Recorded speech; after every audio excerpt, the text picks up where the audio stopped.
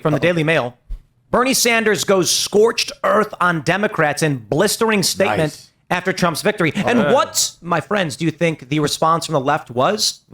Well, of course, Bernie Sanders says, quote, he's a white man. It should come as no great surprise that a Democratic Party which has abandoned working class people would find that the working class has abandoned them. First, it was the white working class, and now it is Latino and black workers as well. While the Democratic leadership defends the status quo, the American people are angry and want change, and they're right. Followed by Ida Bay Wells saying, what policies is he talking about? Sincere question. And black working class voters did not abandon the party. And then Jen Rubin. It's crap. She ran on the most progressive agenda in history.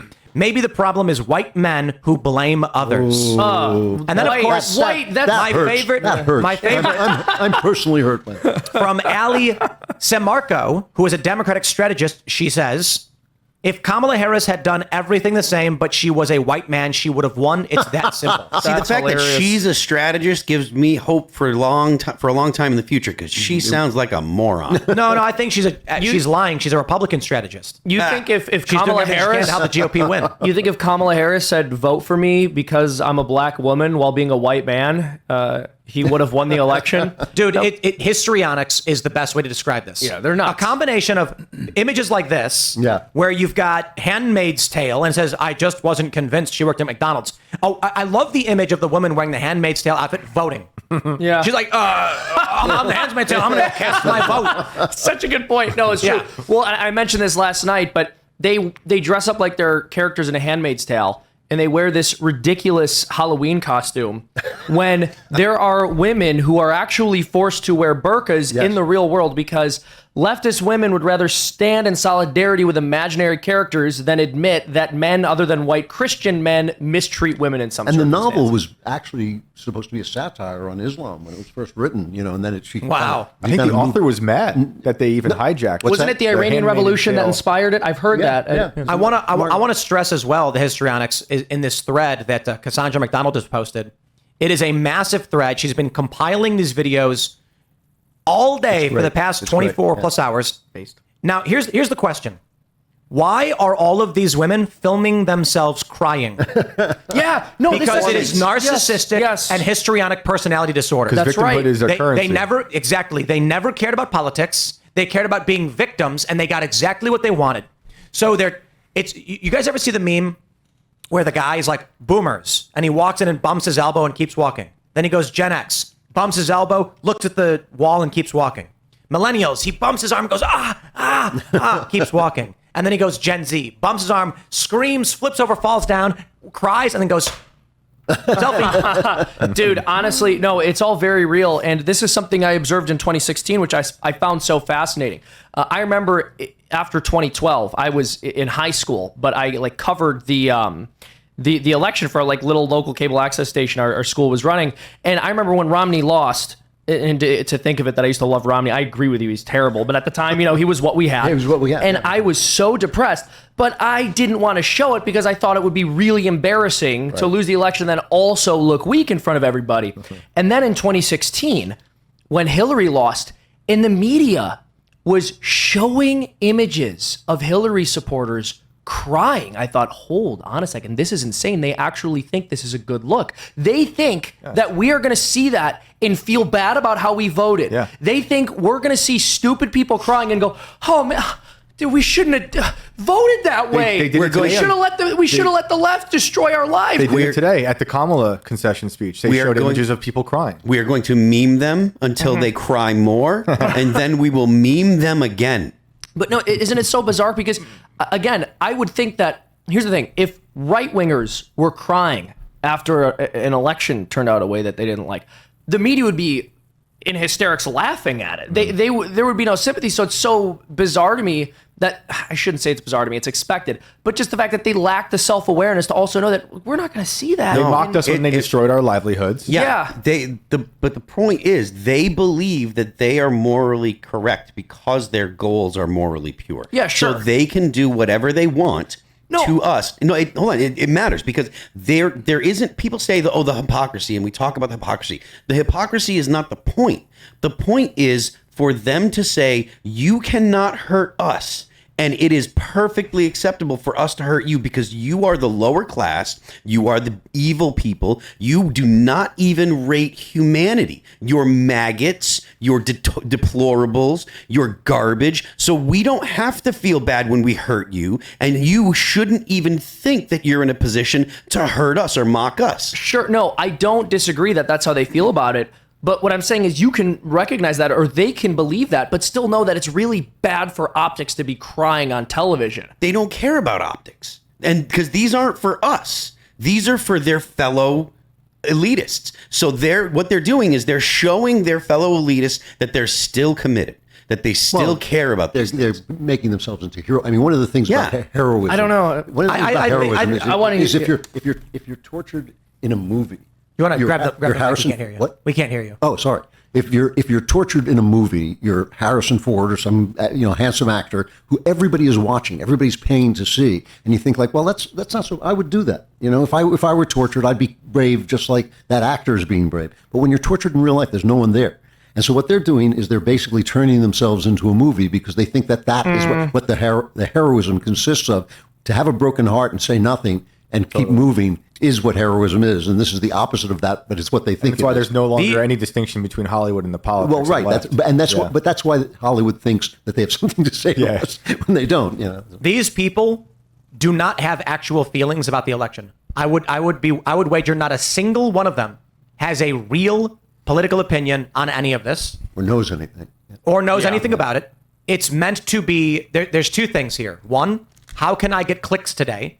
I will cry on camera and film myself. There's also another video during COVID where a nurse puts her phone up on a tripod and then she's leaning up against the wall and it says, lost another patient. And she's like got her hands on her head and she's like looking back and forth and acting like she's all stressed. Yeah. Like, ma'am, you set up a scene to film. I don't believe you're actually feeling one way or another about Very this. creepy behavior. That's like very weird main character narcissism. Maybe some of these meltdowns are just poor attempts at them wanting to become memes from the right. Oh, for They're sure. like, I want to see my face They for the wanna next see- 4 years. yeah. You got to let it fade away. Yeah, they that- want views. that whether screaming it's woman from who their fell to fellow her knees should cultists actually be or from the charging hate us. rage watchers. I've been avoiding this stuff all day. I don't think giving this attention is in any way healthy. But fun. You're missing the They- fun. Like scratching a mosquito bite, like it kind of feels good, but it's inflaming the problem.